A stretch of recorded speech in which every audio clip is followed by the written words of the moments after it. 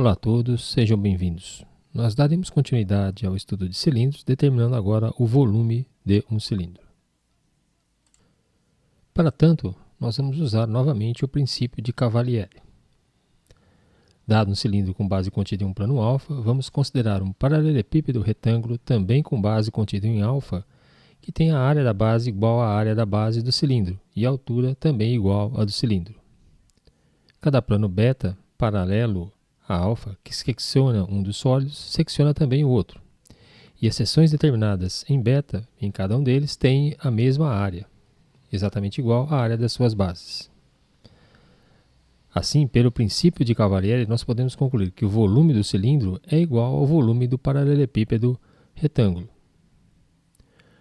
Como o volume desse paralelepípedo é obtido pelo produto área da base vezes a altura, nós podemos concluir que, pelo princípio de Cavalieri, o volume do cilindro também é dado pela área da base vezes a altura do mesmo. O princípio de Cavalieri também pode ser aplicado para compararmos os volumes de um cilindro reto e de um cilindro oblíquo. Mais uma vez, consideremos dois cilindros, um reto e um oblíquo, que têm mesma área da base e mesma altura. Se as seções transversais A1 e A2 também forem iguais, então isso vai implicar que o volume do cilindro reto e o volume do cilindro oblíquo também são iguais. O princípio de Cavalieri nos garante então que o volume de um cilindro, seja ele reto, seja ele oblíquo, é dado pela expressão área da base vezes a altura. No caso de um cilindro reto, nós podemos ainda escrever que este volume é dado por quem? Por πr² vezes h, sendo πr² a área da base, um círculo de raio r, e h a sua altura, a altura aqui é entendida como a distância entre os planos da base superior e inferior desse cilindro. Exemplos numéricos começam com a seguinte situação. Qual a altura de um cilindro reto que tem raio da base medindo 8 cm e volume de 640 π centímetros cúbicos? Aqui consideramos que o volume desse cilindro é πr² vezes h. O volume tem de valor 640 π, o raio é igual a 8 e nós queremos determinar a altura. De maneira que nós encontramos a condição 640 é igual a 64 vezes h e, portanto, esse cilindro tem altura 10 centímetros. Um cilindro reto e equilátero tem área de seção meridiana dada por 64 centímetros quadrados. Como vamos determinar o seu volume? Devemos lembrar que, se o cilindro é equilátero, a seção meridiana é 1 quadrado, ou seja, a altura deste cilindro é igual ao diâmetro da base, ou seja, a altura é igual a 2 vezes o raio da base para este cilindro. Neste caso, a área de seção meridiana é dada pela expressão 2 vezes r vezes h. Como a seção meridiana tem área igual a 64, nós encontramos que a relação entre r e h é dado por r vezes h é igual a 32. Sendo o cilindro equilátero, nós temos que a altura é 2 vezes o raio, e assim nós encontramos que o raio desse cilindro é igual a 4 centímetros, sendo a sua altura, neste caso, igual a 8 centímetros. De posse do raio da base e da altura desse cilindro, nós podemos calcular o seu volume pela expressão π vezes r² vezes h, ou seja, π vezes 4² vezes 8. Esse cilindro tem volume igual a 128 vezes π centímetros cúbicos. Uma nova situação é a seguinte. Um certo tipo de óleo de soja é vendido em duas latas cilíndricas distintas. A lata A, de raio R, está cheia de óleo até a altura H, enquanto que a lata B tem raio R/2 e está cheio até a altura 2H. A lata A é vendida por R$ 3,00 e a lata B por R$ 1,40. E ele pede para você analisar as seguintes afirmativas. A. A lata A é mais vantajosa para o consumidor.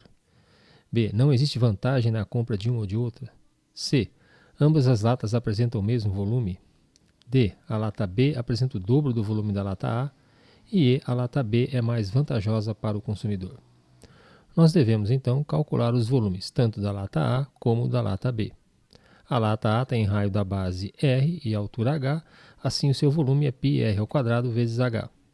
Já a lata B tem raio da base R/2 e altura 2H. O seu volume é dado por πr/2² vezes 2H, de maneira que o volume da lata B é πr² vezes H dividido por 2.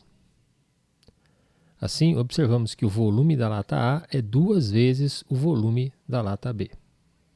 Diante desse fato, o que é mais vantajoso para a pessoa, comprar a lata A ou a lata B? O que nós observamos é que 2 latas B têm o mesmo volume que uma lata de A. Entretanto, ao comprarmos 2 latas B, nós pagaremos R$ 2,80, ao passo que comprar uma única lata A significa gastar R$ 3,00.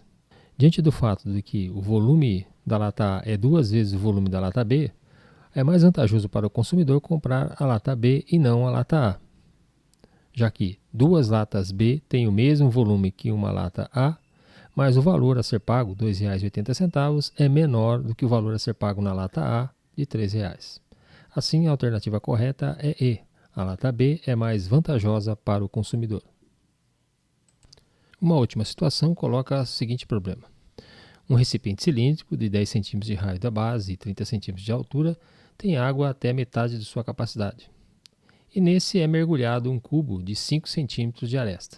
Ele afunda completamente e, nesse caso, o nível de água vai subir. Qual a nova altura do nível de água no interior desse cilindro? Nós vamos considerar que o nível de água sobe exclusivamente devido ao volume do cubo. Assim, nós temos que essa lâmina de água tem volume dado pelo volume de um cilindro, πr² vezes h, e o volume do cubo nós sabemos que é a medida da sua aresta elevada ao cubo.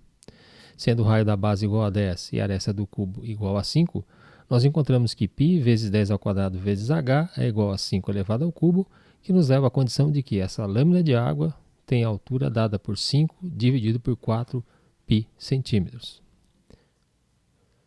Como o cilindro tinha metade de sua capacidade, a altura da coluna de água no interior do cilindro era de 15 centímetros.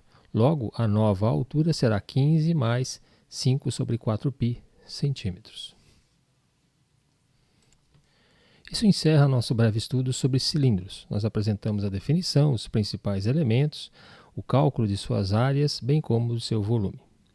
Em seguida, nós daremos continuidade ao nosso estudo de sólidos, tratando basicamente do cone. Um forte abraço a todos, boa sorte e até o nosso próximo encontro.